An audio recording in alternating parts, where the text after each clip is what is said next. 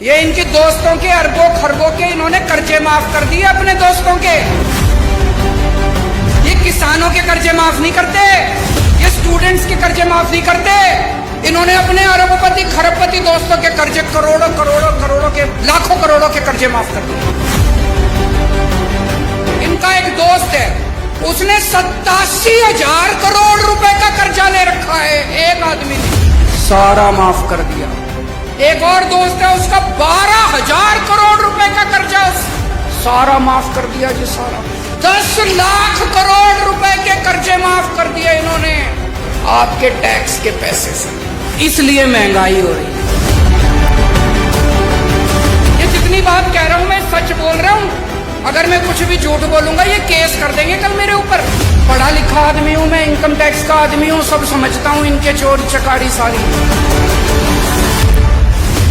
आप एक रोटी खाते हो, एक रोटी पे 1 रुपए का जीएसटी लगता है, एक कप दही के ऊपर 1 रुपया जीएसटी लगता है। आपने ये जितने कपड़े पहन रखे हैं इस पे टैक्स लगता है, आपका पंखा चलता है पंखे पे टैक्स लगता है, बिजली पे टैक्स लगता है, दही पे टैक्स लगता है, शहद पे टैक्स लगता है, गेहूं पे टैक्स लगता है, चावल पे टैक्स लगता है। पिछले दिनों इन्होंने खाने पीने की सारी चीजों के ऊपर टैक्स लगा दिया, इतना टैक्स इतना टैक्स। इस वजह से महंगाई हो रही है। बस सांस लेना ही बाकी है, चिंता ना करो, एक बारी और आ गए तो उस पे भी लग जाएगा टैक्स। कोई दूर दूर तक सरकारी काम दिखाई नहीं देता, तो ये अरबों खरबों रुपया जा कहाँ रहा है? ये जा रहा है इनके दोस्तों की जेब में। मैं आज लिस्ट लेके आया हूं, ये इनके दोस्तों के अरबों खरबों के इन्होंने कर्जे माफ कर दिए अपने दोस्तों के। इनके कई दोस्त हैं, उन्होंने बैंकों से कर्जे ले रखे हैं, किसी ने 5,000 करोड़, किसी ने 10,000 करोड़। और जब कर्जे वापस करने की बात आई, बैंक आया उनके पास, तो उनकी नीयत खराब हो गई। वो इनके पास गए, बोले जी हमारे कर्जे माफ करा दो। ये किसानों के कर्जे माफ नहीं करते, ये स्टूडेंट्स के कर्जे माफ नहीं करते, इन्होंने अपने अरबपति खरबपति दोस्तों के कर्जे करोड़ों करोड़ों करोड़ों के लाखों करोड़ों के कर्जे माफ कर दिए। ये जितनी बात कह रहा हूं मैं सच बोल रहा हूं, अगर मैं कुछ भी झूठ बोलूंगा ये केस कर देंगे कल मेरे ऊपर। पढ़ा लिखा आदमी हूं मैं, इनकम टैक्स का आदमी हूं, सब समझता हूं इनके चोरी चकारी सारी। अभी इन्होंने दिल्ली में हमारी सरकार गिराने की कोशिश करी, सोचो इनकी हिम्मत। इन्होंने प्लानिंग बनाई, केजरीवाल के 40 एमएलए तोड़ेंगे। इन्होंने कहा 20-20 करोड़ रुपए में एमएलए खरीदेंगे। पर भाई साहब हमारे सारे ईमानदार आदमी हैं, अच्छे लोग हैं, शरीफ लोग हैं, सबने आके मेरे को बता दिया 40 एमएलए तोड़ने थे इनको। 20-20 करोड़ के हिसाब से 800 करोड़ रुपए लेके आए थे ये। 800 करोड़ रुपए बताओ जी कहां से आए 800 करोड़ रुपए?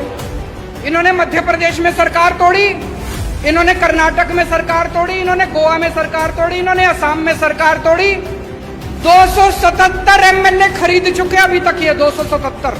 20-20 करोड़ रुपए के हिसाब से भी लगा लो, 6,000 करोड़ रुपए इन्होंने एमएलए खरीदने में लगा दिए। ये पैसा कहां से आया जी?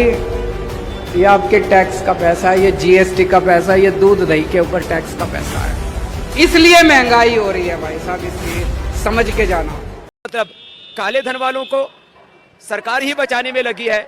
और ये जो चोर लुटेरों के पैसे विदेशी बैंकों में जमा है ना, उतने भी हम रुपये ले आए ना, तो भी हिंदुस्तान के एक गरीब आदमी को मुफ्त में 15-20 लाख रुपए। मरो तो मरो, आपका नसीब। अरे गरीब के घर में चूल्हा नहीं जलता है, बच्चा रात रात रोता है, माँ आंसू पी के सोती है, और देश के नेताओं को गरीब की परवाह तक नहीं है। पेट्रोल के दाम कम हुए कि नहीं हुए? डीजल के दाम कम हुए कि नहीं हुए? आपका फायदा हुआ कि नहीं हुआ? वाले जो दूध पीते हैं वो गुजरात से। आज यूरोप में जाओ और कभी भिंडी की सब्जी खाओगे तो विश्वास करना वो भिंडी की सब्जी गुजरात से आई। बोलो झूठ बोलो, बार बार बोलो, बार बार बोलो, बार बार बोलो, हर जगह पे बोलो और जोर जोर से बोलो। कुछ शर्म आया है? नहीं।